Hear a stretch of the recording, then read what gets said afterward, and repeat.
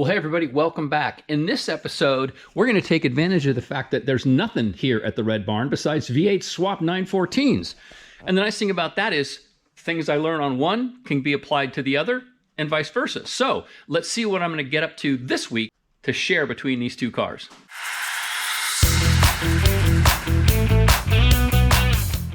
And what I'm going to get up to is focusing in on some suspension stuff. So the LS car has been on the road for, gosh, many, many years now, and it's got about 6,000 miles on it. And there's stuff about it that need to be improved. This thing is not damped well. I'm running Coney yellows, Coney Sports. They're one-way adjustable, rebound only. And I suspect that I'm oversprung in the rear. I may be oversprung in the front a little bit, but I don't know that much about suspension, and I don't want to guess. So I'm going to work with probably the guys at PSI. If you go back a ways on the episodes I was talking about originally doing the suspension stuff on the Ferrari build. And one of the things I need to do is get weight information. So not only the whole car, but corner weights and unsprung weights. So what I have right there is I borrowed a set of scales from my buddy, Jim. So thanks, Jim. And so now, because this car is basically put together, it's got glass in it, it's got seats in it, it's got, a gas tank in it with fuel and blah, blah, blah. Weighing this car at this point would make no sense because it's not, it would weigh hundreds of pounds less than it would once it's got, all its systems put in. And so let's get this thing on the car scales and see what we see.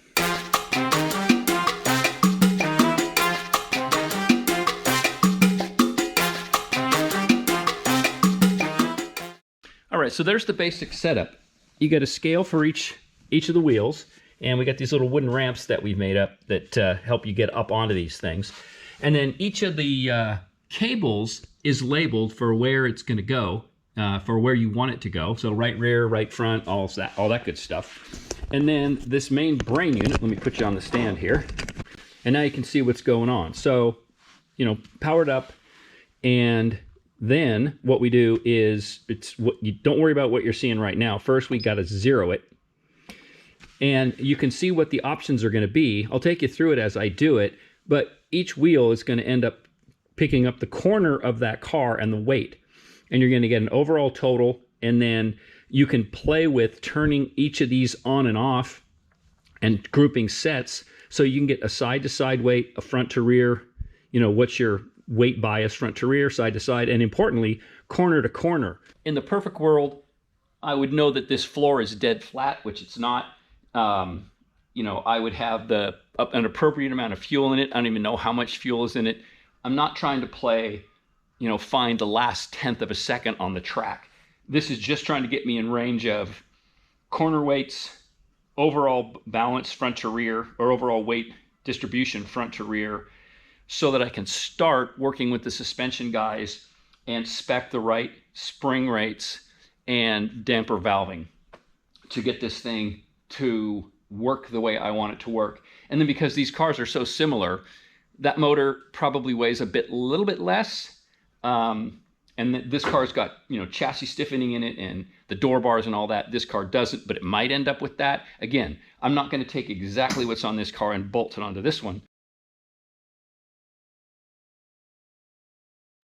But I want to improve this car, do all the final development work, and then blow it apart for paint. So let's get this thing weighed, shall we? Okay, now I'm going to drive the car up onto the scales, and I've got my lovely wife and one of her best friends here to help me get the car position. So if you hear screaming women in the background, don't panic. There will be swearing. Oh, are you kidding me? Already? God damn it. No, you guys can leave. I left the key on and I killed the battery.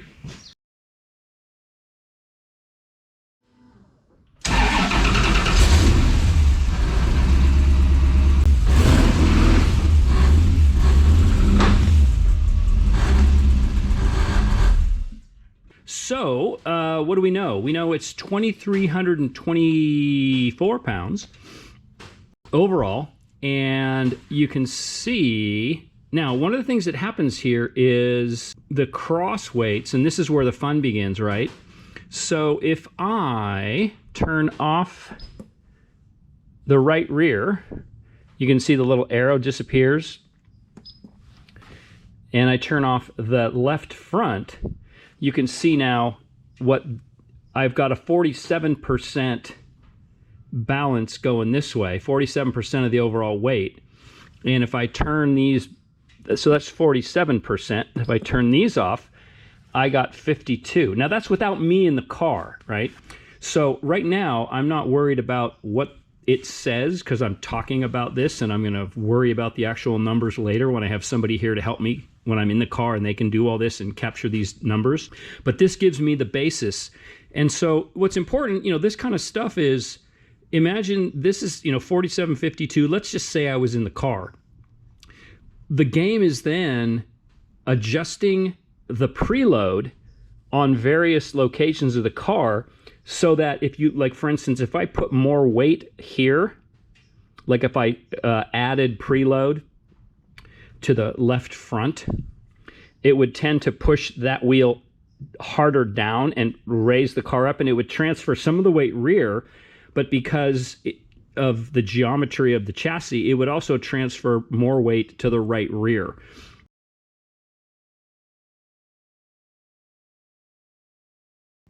So you play with these preload settings, and the more weight you put on the front, you're transferring weight forward, backward, depending upon all these adjustments. But so these scales are super helpful for that very reason.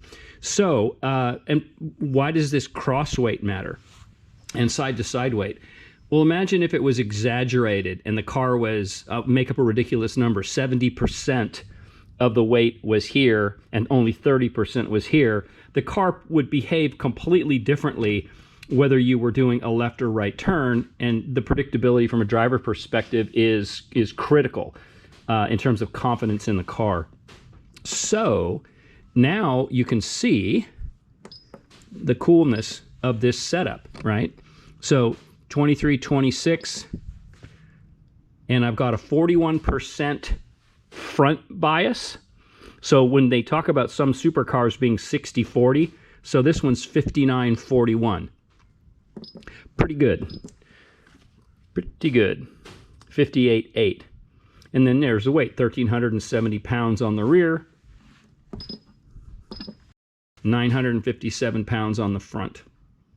And you can see that by the time you put me in the car, I'm going to put more weight on the left side. So this is not set up ideally. And so there you go. That's corner weighting. I'm not doing the adjustment, but you can see now the different tools, car scales being a super cool tool for making sure your car is set up properly. And now I can at least start working with this information and get this to the guys at the suspension shop, and we can start working up a set of dampers for this thing. The other thing I mentioned was that these are the Coney Yellow one-way rebound only adjustment, and I spent some time doing motorcycle suspension setup back when I was doing motorcycle track days, and I'm a big fan of at least the three-way adjustable shocks, which give you a rebound adjustment and then both a high speed and low speed compression damping. And the roads around here anyway have a lot of chop, a lot of sharp edged bumps. And so having a high speed compression adjustment, which means when the wheel's going is being asked to move really quickly,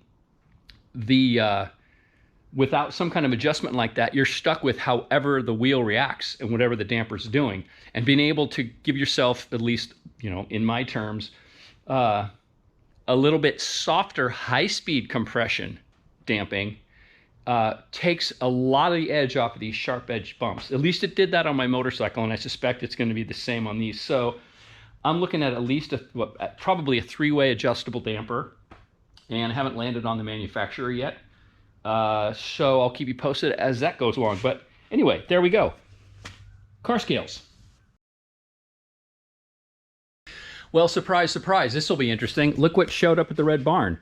We have a 991.2, beautiful car, but this will be interesting to see what the 911 weight, front to rear weight split is. So I'm gonna go ahead and get this thing up on the scales and then we'll take a look. Okay, now the owner of this car, my buddy Pete, is in the car right now, and look at this. It is 2 pounds different front to rear, or excuse me, front side to side, 2 pounds. And it is a whopping 52 pounds difference in the rear. So this car's been lowered, but this is essentially a factory setup as delivered by Porsche. And well, there you go, 50 pounds in the back. I mean, wow, these are such great cars. Now he's gonna hop out. Okay, now let's do this. 61. Yeah, so isn't that interesting? And then this is an interesting one. So what's that? That's your corner balance. Yeah. But that's not with you in it. Yeah, 40. Your cross weight's now 49.2 to 50.7. It's really good. Nothing like reference points, eh? So that was kind of interesting. Really well set up right out of the box from the factory. Porsche knows what they're doing. So then there you can see that the contrast between the 914 and the 911 is I've got a ways to go to get all my corner weights set up right. But that's exactly what these scales are for. So now I have more information. And speaking of more information, even though you saw me do some motion ratio calculation,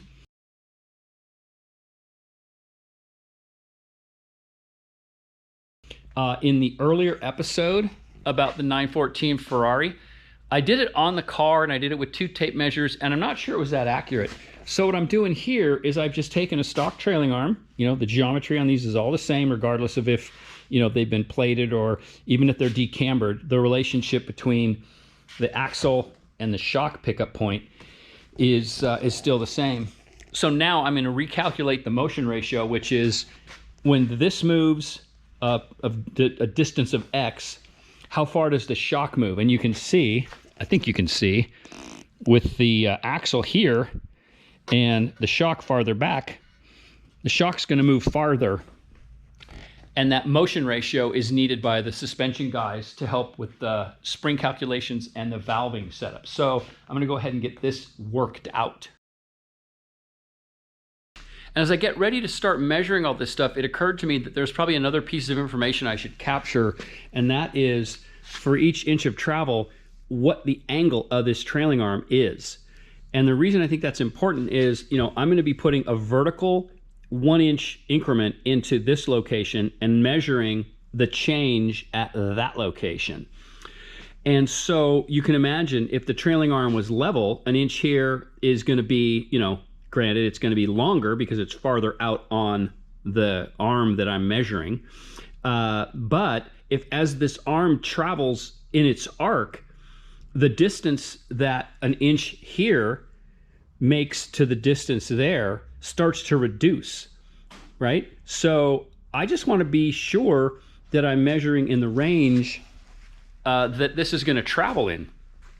So what I did, thankfully, as I mentioned earlier, having two cars here with the same setup is very helpful, because what I did is I just stuck the magic level here. It's gone off, but let me turn it back on. I just stuck the level on the LS car. Now, I'm leaning on the car a little bit, but what you can see is I'm at about 0.6 of a degree. And that's important because it's going to change slightly. Again, maybe it doesn't make a material difference, but it's going to change slightly those measurements based on the angle that arm is sitting at. Now, something else to consider, those of you that have watched this for content all the way from the beginning know that the LS car has had its suspension pickup points. I raised these 2 inches in the chassis, both the top of the shock and the pickup point.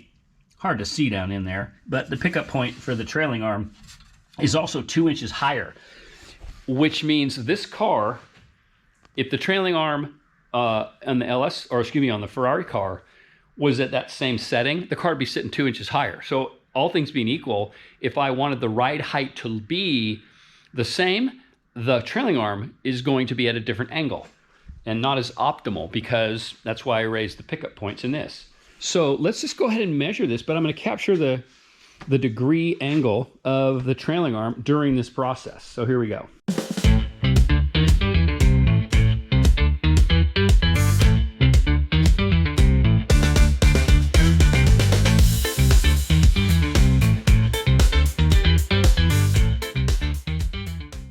Okay, well, there's the data.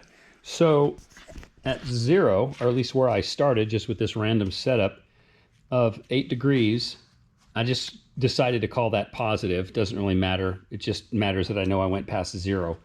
So I now have my travel changes with 1 inch, 2 inch, 3 inch, and 4 inches is a 4-inch block.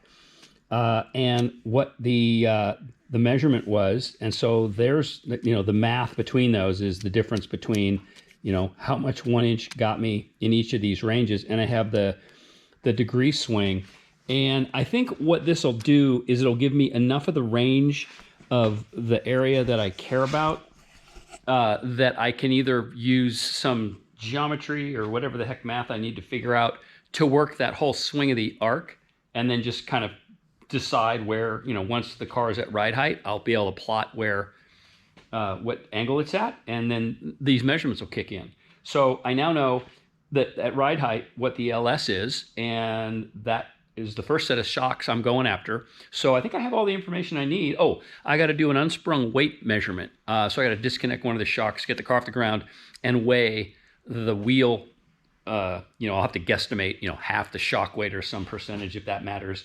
I think I'm probably down to splitting hairs in terms of this data. But the more data, the better. So let me get that done, and I'll have everything I need to start working with the suspension people. All right, now a little data analysis to get everything documented. And you can see for every inch of axle travel, I have a slightly greater distance of shock travel. And I just decided I would go for an average, and that's 1.15 to 1. So that is the motion ratio that those guys are looking for. And those of you that have watched all along will know that when I did it on the car, it came out to 1.25 to 1. So I think I'm going to trust this one better, because 2 tape measures under the car, trying to eyeball it. I think I'm going to go with this one. And, I captured the angle that the trailing arm was at. And, you can see it's pretty much a straight line. And so I'm assuming that the curve of that arc, either in the range where I'm measuring, it just doesn't get it up, far enough where the vertical measurement would be that much different. Anyway, so that's the information I need, and we're going to go with that. But I think that's going to do it for this episode. That's plenty of geeking out on corner weights and motion ratio stuff and spreadsheets. So I'll say thanks for stopping by the Red Barn and checking us out. Please like, share, subscribe, tell your friends, and all that good stuff. And everybody take care. We'll talk to y'all again real soon. Bye-bye.